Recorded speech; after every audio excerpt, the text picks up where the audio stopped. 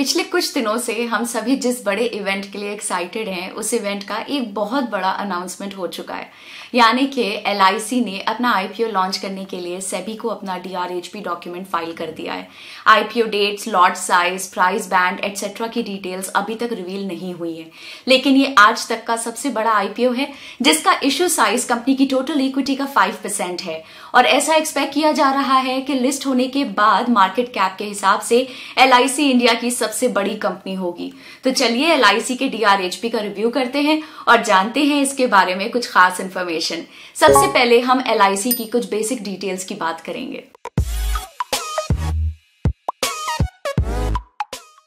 LIC यानी कि life insurance corporation को साल 1956 में स्टार्ट किया गया था, जब इंडियन गवर्नमेंट ने लाइफ इंश्योरेंस एक्ट पास किया ताकि इंडिया में इंश्योरेंस इंडस्ट्री को नेशनलाइज किया जा सके। इस कंपनी को बनाने के लिए 245 से भी ज्यादा कंपनीज और प्रोविडेंट सोसाइटीज को मर्ज किया गया था। LIC इंडिया की सबसे बड़ी इंश्योरेंस कंपनी है। अगर हम फाइनेंशियल ईयर 21 में इसके मार्केट शेयर की बात करें तो प्रीमियम के अकॉर्डिंग इसका 64.1% मार्केट शेयर है। टोटल इश्यू की गई इंडिविजुअल पॉलिसीज के मामले में इसका 74.6% मार्केट शेयर है और टोटल इश्यू की गई ग्रुप पॉलिसीज की बात करें तो इस कंपनी का 81.1% मार्केट शेयर है। फाइनेंशियल ईयर 21 में LIC के 37.29 करोड़ पॉलिसी होल्डर्स थे। इस कंपनी के पास 1.35 मिलियन से भी ज्यादा इंश्योरेंस एजेंट्स हैं, जो देश के टोटल इंश्योरेंस एजेंट्स का 55% है। मार्च 2021 के डेटा के अनुसार ग्रॉस रिटर्न प्रीमियम के मामले में LIC वर्ल्ड की 5th बिगेस्ट इंश्योरेंस कंपनी है और एसेट्स की बात करें तो ये वर्ल्ड की 10th लार्जेस्ट कंपनी है। ये कंपनी इंडिया की सबसे बड़ी एसेट मैनेजमेंट कंपनी है और 39.56 ट्रिलियन रुपीस का एसेट मैनेज करती है। ये नंबर इंडिया के सभी प्राइवेट इंश्योरेंस के AUM का 3.3 टाइम्स है और इंडिया के सेकंड लार्जेस्ट इंश्योरेंस के AUM का 16.2 टाइम्स है। LIC जितना एसेट मैनेज करती है वो हमारे देश की पूरी म्यूचुअल फंड इंडस्ट्री का 1.1 टाइम है। इसके साथ साथ brands top 75 most valuable Indian brand ने LIC को साल 2018, 19 और 20 में इंडिया का सेकंड मोस्ट वैल्यूएबल ब्रांड भी डिक्लेयर किया था। फाइनेंशियल ईयर 21 में कंपनी के इंडिविजुअल प्रोडक्ट्स का 94.78% NBP यानी कि न्यू बिजनेस प्रीमियम एजेंट्स के थ्रू आया।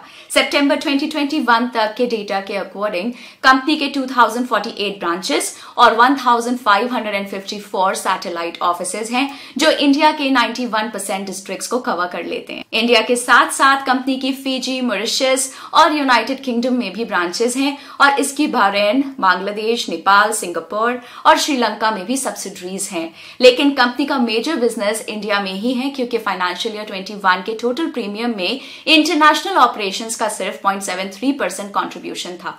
सितंबर 2021 के अनुसार कंपनी की एम्बेडेड वैल्यू 5.396 ट्रिलियन रुपीस है और कंजर्वेशन रेशियो 94.9% है।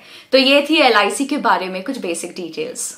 अब चलिए बात करते हैं कंपनी के बिजनेस के बारे में। सितंबर 2021 के अनुसार कंपनी 32 इंडिविजुअल और 10 ग्रुप प्रोडक्ट्स ऑफर कर रही है। अगर हम इसके इंडिविजुअल प्रोडक्ट्स की बात करें तो इसमें ये प्रोडक्ट शामिल हैं: savings insurance products, term insurance products, health insurance products, annuity and pension products, unit linked insurance products, participating insurance products जिसमें पॉलिसी होल्डर को बोनसेस और डिविडेंड्स के रूप में प्रॉफिट या सरप्लस का एक शेयर मिलता है।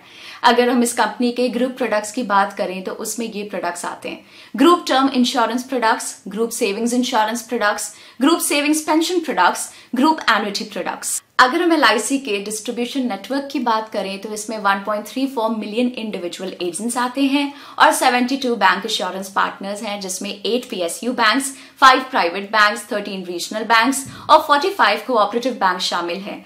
इसके अलावा LIC के 174 ऑल्टरनेट चैनल पार्टनर्स हैं, जिसमें 44 इंश्योरेंस मार्केटिंग फर्म्स, 59 ब्रोकर्स और 71 कॉर्पोरेट एजेंट्स शामिल हैं। इसके अलावा डिजिटल सेल्स के लिए कंपनी का अपना वेबसाइट पर एक पोर्टल भी है। LIC के 3463 एक्टिव माइक्रो इंश्योरेंस एजेंट्स हैं और लाइफ इंश्योरेंस स्कीम के लिए 4400 पॉइंट ऑफ सेल्स पर्संस हैं। फाइनेंशियल ईयर 21 के GWP का 60.9% कंट्रीब्यूशन पार्टिसिपेटिंग प्रोडक्ट से आया था, जो ये इंश्योर करता है कि कस्टमर्स कंपनी के साथ लंबे समय तक रहेंगे। इंश्योरेंस सेक्टर में LIC का एजेंट नेटवर्क सबसे प्रोडक्टिव माना जाता है, जिसका फाइनेंशियल ईयर 21 में NBP यानी कि new business profit 4.12 lakh rupees पर एजेंट था। अगर हम टॉप 5 प्राइवेट इंश्योरेंस कंपनीज की एवरेज की बात करें तो ये नंबर सिर्फ 1.25 लाख रुपीस पर एजेंट है और top performing private insurance company का NBP 3.22 लाख रुपीस पर एजेंट ही है। LIC का एजेंसी नेटवर्क भी बहुत बड़ा है, जो अर्बन और रूरल एरियाज में नए कस्टमर्स अक्वायर करने में हेल्प करता है।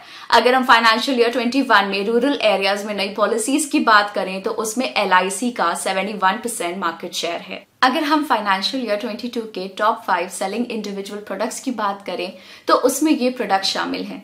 जीवन लाभ, टोटल नई पॉलिसीज का 22.32% सिर्फ ये प्रोडक्ट कंट्रीब्यूट करता है।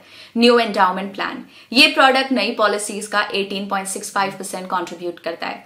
न्यू जीवन आनंद प्लान, ये नई पॉलिसीज का 9.05% कंट्रीब्यूट करता है। आधार स्तंभ, ये प्रोडक्ट टोटल नई पॉलिसीज का 8.77% कंट्रीब्यूट करता है। आधारशिला, ये टोटल नई पॉलिसीज का 6.86% कंट्रीब्यूट करता है। ऊपर के सभी 5 इंडिविजुअल प्रोडक्ट्स पार्टिसिपेटिंग प्रोडक्ट्स थे। एम्प्लॉयर एम्प्लॉय ग्रुप प्रोडक्ट्स के लिए LIC फंड मैनेजमेंट और पेंशन पेमेंट सर्विसेज प्रोवाइड करती है, जिसमें रिटायरमेंट बेनिफिट्स का मैनेजमेंट भी शामिल है। फाइनेंशियल ईयर 21 में ग्रुप प्रोडक्ट्स का टोटल सोल्ड प्रोडक्ट्स में सिर्फ 0.06% कॉन्ट्रीब्यूशन था, बाकी 9.94% कॉन्ट्रीब्यूशन इंडिविजुअल पॉलिसीज का था। अगर हम फाइनेंशियल ईयर 21 में ग्रुप प्रोडक्ट्स के NBP की बात करें तो उसमें 97.5% हिस्सा डायरेक्ट सेल्स का था। अगर आप ये जानने में इंटरेस्टेड हैं कि LIC के एजेंट सबसे ज्यादा किस स्टेट में हैं, तो इसमें सबसे पहले उत्तर प्रदेश का नाम आता है, जिसमें 12.58% एजेंट्स हैं, और सेकंड नंबर पे महाराष्ट्र है, जिसमें ये नंबर 11.95% है। अगर हम फाइनेंशियल ईयर 21 में NBP के हिसाब से टॉप 5 स्टेट्स की बात करें तो इसमें ये स्टेट शामिल हैं: महाराष्ट्र 13.32%, वेस्ट बंगाल 11.27%, उत्तर प्रदेश 9.76%, गुजरात 7.57%, तमिलनाडु 7.29%। इसके अलावा कंपनी की 2 सब्सिडरीज भी हैं, LIC पेंशन और LIC कार्ड सर्विसेज। इनमें LIC का 100% स्टेक है। तो इस प्रकार हमने LIC के बिजनेस के बारे में बात की। चलिए अब LIC के इन्वेस्टमेंट्स की बात करते हैं। सितंबर 2021 के डेटा के अनुसार कंपनी का इन्वेस्टमेंट पोर्टफोलियो कुछ ऐसा दिखता है: 37.5% central government securities, 24.78% equities, 24.61% state government securities, 8.07% corporate bonds. Debt AUM का 95.89% हिस्सा सॉवरेन या AAA रेटेड बॉन्ड्स में इन्वेस्टेड है। इक्विटी इन्वेस्टमेंट्स का 90% से भी ज्यादा हिस्सा सिर्फ निफ्टी 200 एंड BSE 200 स्टॉक्स में इन्वेस्टेड है। 30 सितंबर 2021 के अकॉर्डिंग NSE के टोटल मार्केट कैप का 4% हिस्सा सिर्फ LIC के इक्विटी इन्वेस्टमेंट्स का था। इसके अलावा LIC कुछ और कंपनीज में भी बहुत बड़ा स्टेक रखती है, जैसे कि IDBI बैंक में 49.24%, LIC हाउसिंग फाइनेंस में 45.24%, LIC mutual fund asset management में 45%। अब चलिए इस इंडस्ट्री के बारे में जानते हैं जिसमें कंपनी अपना बिजनेस चलाती है। ऐसे बहुत सारे रीजंस हैं जिनकी वजह से इंडिया में फाइनेंशियल सर्विसेज और इंश्योरेंस सेक्टर में पेनिट्रेशन बढ़ रहा है, जैसे कि अर्बनाइजेशन का तेजी से बढ़ना, पर कैपिटा GDP में ग्रोथ आना, डोमेस्टिक सेविंग्स में ग्रोथ, डिजिटल इकोनॉमी के राइज होना, और दूसरी फाइनेंशियल इंक्लूजन स्कीम्स का भी बहुत बड़ा रोल है, जैसे कि प्रधानमंत्री जन धन योजना, प्रधानमंत्री जीवन ज्योति बीमा योजना और प्रधानमंत्री सुरक्षा बीमा योजना एटसेट्रा। मार्च 2021 में इंश्योरेंस सेक्टर में FDI लिमिट को 49% से बढ़ाकर 74% किया गया था। इस मूव के बाद इंश्योरेंस सेक्टर में और ज्यादा फॉरेन और प्राइवेट इक्विटी इन्वेस्टमेंट आएगा। करंट ईयर 2020 में इंडिया का लाइफ इंश्योरेंस पेनिट्रेशन 3.2% था और ग्लोबल एवरेज 3.3% है। प्रोटेक्शन गैप भी 83% है, जो सभी एशियन कंट्रीज में सबसे ज्यादा है। इससे हमें ये पता चलता है कि इंडिया में इंश्योरेंस इंडस्ट्री में अभी भी ग्रोथ का बहुत ज्यादा ज्यादा पोटेंशियल है। नेक्स्ट डेकेड में इंडिया में इंश्योरेंस सेक्टर में बहुत ज्यादा ग्रोथ देखने को मिल सकती है। ऐसा एक्सपेक्ट किया जा रहा है कि फाइनेंशियल ईयर 21 से फाइनेंशियल ईयर 32 तक एनबीपी 14 से 16% के CAGR से ग्रो होगा। इंडिया में पेंशन पेनिट्रेशन भी बहुत कम है। रिटायर्ड पॉपुलेशन में सिर्फ 30% लोगों के पास पेंशन है, जबकि चाइना, कोरिया और जापान में ये नंबर 70% से भी ऊपर है। 60 ईयर्स से ऊपर की पॉपुलेशन जो साल 2015 में 116.8 मिलियन थी, ऐसा एक्सपेक्ट किया जा रहा है कि साल 2050 में ये 316.8 मिलियन हो जाएगी। इन दोनों फैक्टर से पता चलता है कि इंडिया में पेंशन मार्केट में ग्रोथ का बहुत ज्यादा पोटेंशियल है। चलिए अब LIC के फाइनेंशियल्स की बात करते हैं। 30 सितंबर 2021 के अनुसार LIC की एम्बेडेड वैल्यू 5.39 करोड़ रुपीस है। किसी भी इंश्योरेंस कंपनी के फ्यूचर प्रॉफिट और एडजस्टेड नेट एसेट वैल्यू को ऐड करने पर हमें जो प्रेजेंट वैल्यू मिलती है उसे एम्बेडेड वैल्यू कहते हैं। एक इंश्योरेंस कंपनी का वैल्यूएशन निकालने के लिए उसकी एम्बेडेड वैल्यू बहुत काम आती है और इस EV के मल्टीपल के हिसाब से ही वैल्यूएशन को एस्टिमेट किया जाता है और ये मल्टीपल वेरी कर सकता है। For example, top private insurance companies की वैल्यू उनकी EV की 2 से 4 टाइम्स भी हो सकती है। फाइनेंशियल ईयर 19 से फाइनेंशियल ईयर 21 के दौरान LIC के AUM में 11% के CAGR से ग्रोथ आई, जबकि कंपनी का स्टैंड अलोन टोटल प्रीमियम इसी पीरियड में 9.32% के रेट से ग्रो हुआ। फाइनेंशियल ईयर 16 से फाइनेंशियल ईयर 21 तक LIC का टोटल इंश्योरेंस प्रीमियम 9% के CAGR से ग्रो हुआ और NBP में 14% की CAGR ग्रोथ देखने को मिली, जबकि प्राइवेट इंडस्ट्री में ये दोनों चीजें 18% के CAGR से ग्रो हुई। फाइनेंशियल ईयर 19 में कंपनी का पैट यानी कि profit after tax 2627 crore rupees था, जो कि फाइनेंशियल ईयर 20 में बढ़कर 2710 करोड़ हो गया और फाइनेंशियल ईयर 21 में बढ़कर 2974 करोड़ रुपीस हो गया। इससे ये पता चलता है कि पैंडेमिक का कंपनी के बिजनेस पर कोई मेजर इम्पैक्ट नहीं था। अब चलिए इस कंपनी की स्ट्रेंथ्स और वीकनेसेस के बारे में बात करते हैं। सबसे पहले हम कंपनी की स्ट्रेंथ्स को डिस्कस करेंगे। LIC की सबसे बड़ी स्ट्रेंथ है इसकी रीच और बहुत बड़ा एजेंट्स का नेटवर्क। LIC का एजेंट नेटवर्क इंडिया की सेकंड इंश्योरेंस कंपनी के एजेंट नेटवर्क से 7.2 टाइम्स ज्यादा है। इसके अलावा NBP पर एजेंट के मामले में भी LIC नंबर 1 पर है। इसके अलावा रूरल एरियाज में कंपनी के पास 71% मार्केट शेयर है, जिससे ये पता चलता है कि रूरल एरियाज में भी कंपनी की अच्छी रीच और ब्रांड इमेज है। इसका दूसरा स्ट्रेंथ है मार्केट एडवांटेज। फाइनेंशियल ईयर 21 में LIC का GWP मार्केट शेयर 64.1% था, जबकि सेकंड लार्जेस्ट प्लेयर यानी कि SBI लाइफ का सिर्फ 8% मार्केट शेयर था। आप इन नंबर्स को देखकर सोच सकते हैं कि इंडियन इंश्योरेंस इंडस्ट्री में LIC का कितना डोमिनेंस है। LIC का तीसरा सबसे बड़ा एडवांटेज है इंडस्ट्री के कंपैरिजन में इसका low cost ratio. Financial year 21 में इंडस्ट्री का एवरेज कॉस्ट रेशियो 16.9% था, प्राइवेट इंश्योरेंस कंपनीज का 15.1% था, जबकि LIC का सिर्फ 14.2% था। फाइनेंशियल ईयर 21 में LIC के GWP का 60.9% हिस्सा पार्टिसिपेटिंग प्रोडक्ट्स से आया। इन प्रोडक्ट्स में पॉलिसी होल्डर्स को डिविडेंड्स और बोनसेस के रूप में एक्स्ट्रा रिटर्न्स मिलते हैं, जिससे कस्टमर के LIC के साथ लंबे टाइम तक रुकने के चांसेस बढ़ जाते हैं। LIC के GWP का सिर्फ 0.2% हिस्सा ही मार्केट लिंक्ड प्रोडक्ट से आया, जबकि प्राइवेट प्लेयर्स के लिए ये एवरेज नंबर 39.3% था। इससे हमें ये पता चलता है कि मार्केट की वॉलेटिलिटी का LIC पर इसके कंपेटिटर्स की बजाय बहुत कम इम्पैक्ट पड़ेगा। तो ये थी LIC की कुछ स्ट्रेंथ्स। चलिए अब बात करते हैं इस कंपनी की कुछ वीकनेसेस की। LIC की सबसे बड़ी वीकनेस यही है कि ये कंपनी एक गवर्नमेंट ओन्ड कंपनी की तरह चलती है।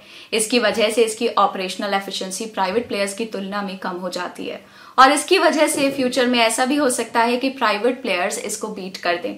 जैसे SBI को HDFC बैंक और ICICI बैंक ने बीट किया था, वैसा यहां भी देखने को मिल सकता है। इस कंपनी की पॉलिसी के अनुसार कंपनी अपने बिजनेस के सरप्लस को 95:5 में डिस्ट्रीब्यूट करती है, जहां पर 95% पॉलिसी होल्डर्स को मिलता है, जबकि 5% शेयर होल्डर्स को मिलता है। लेकिन अब कंपनी ने अपनी पॉलिसी को अपग्रेड करके इस रेशियो को 90:10 के रेशियो में कर दिया है। पॉलिसी होल्डर्स का शेयर रिड्यूस होने के कारण इसके पार्टिसिपेटिंग प्रोडक्ट्स की डिमांड थोड़ी कम हो सकती है। पार्टिसिपेटिंग प्रोडक्ट्स ने फाइनेंशियल ईयर 21 के GWP में 60.9% हिस्सा कंट्रीब्यूट किया था। LIC की इन्वेस्टमेंट पॉलिसी इंडियन गवर्नमेंट से इन्फ्लुएंस्ड है, जिसकी वजह से LIC ने पास्ट में कंपनीज को बेल आउट भी किया है। 2018 में ऐसा हुआ भी था जब LIC को IDBI बैंक में 51% स्टेक बाय करना पड़ा। ऐसे एक्शन से गवर्नमेंट को फायदा हो सकता है, लेकिन शेयर होल्डर्स के पर्सपेक्टिव से ये एक्शन सही नहीं है। ये एक ऐसा रिस्क है जो LIC में हमेशा रहेगा। अगर हम पिछले 5 साल के टोटल प्रीमियम और NBP के CAGR ग्रोथ की बात करें तो LIC में इनमें रिस्पेक्टिवली 9% और 15% की ग्रोथ आई है, जबकि प्राइवेट कंपनीज के लिए ये एवरेज नंबर 18% है। इससे ही पता चलता है कि कंपनी नए मार्केट में उतनी तेजी से एक्सपैंड नहीं कर पा रही है जितना प्राइवेट प्लेयर्स कर रहे हैं। तो ये थी LIC की कुछ वीकनेसेस। चलिए अब बात करते हैं कुछ ऐसे पॉइंट्स की जो हम पहले के वीडियोस में डिस्कस कर चुके हैं, लेकिन फिर भी एक बार फिर से उन इंपॉर्टेंट पॉइंट्स को जल्दी समझ लेते हैं। इसका इशू साइज LIC की टोटल इक्विटी का 5% है। इशू से जो भी पैसा रेज किया जाएगा वो ओरिजिनल शेयर होल्डर्स के पास जाएगा, जो इस केस में इंडियन गवर्नमेंट है। ऐसा एक्सपेक्ट किया जा रहा है कि टोटल इश्यू का ऑलमोस्ट 5% एम्प्लॉइज के लिए रिजर्व किया जाएगा और पॉलिसी होल्डर्स के लिए 10% इश्यू रिजर्व किया जाएगा। LIC के जो पॉलिसी होल्डर्स रिजर्व्ड कैटेगरी में अप्लाई करेंगे उनको LIC IPO में थोड़ा डिस्काउंट मिल सकता है। ये पूरा इशू ऑफर फॉर सेल है, यानी कि इसमें फ्रेश शेयर्स इशू नहीं होंगे, जबकि गवर्नमेंट अपने खुद का 5% हिस्सा डाइल्यूट कर रही है और LIC को लिस्टिंग बेनिफिट्स मिलेंगे। तो इस प्रकार हमने LIC के DRHP का एक डिटेल्ड एनालिसिस किया। हमें कमेंट करके जरूर बताइए कि आपके इस IPO को लेकर क्या व्यूज हैं और आपके अकॉर्डिंग ये IPO कैसा परफॉर्म करेगा। हम आपको याद दिला दें कि ये वीडियो सिर्फ एजुकेशनल पर्पस के लिए और किसी भी तरह की कोई बाय या सेल रिकमेंडेशन नहीं है। हम आपको ये भी बताना चाहेंगे कि ग्रो का टेलीग्राम पे भी एक चैनल है जहां आप मार्केट के लेटेस्ट अपडेट्स, इंटरेस्टिंग ब्लॉग्स और न्यूज के बारे में जान सकते हैं। टेलीग्राम चैनल का लिंक हमने इस वीडियो के डिस्क्रिप्शन में ऐड कर दिया है, तो आप उसको भी जरूर ज्वाइन करें। मार्केट के बारे में लेटेस्ट अपडेट्स के लिए ग्रो के चैनल को सब्सक्राइब करें। Bye bye.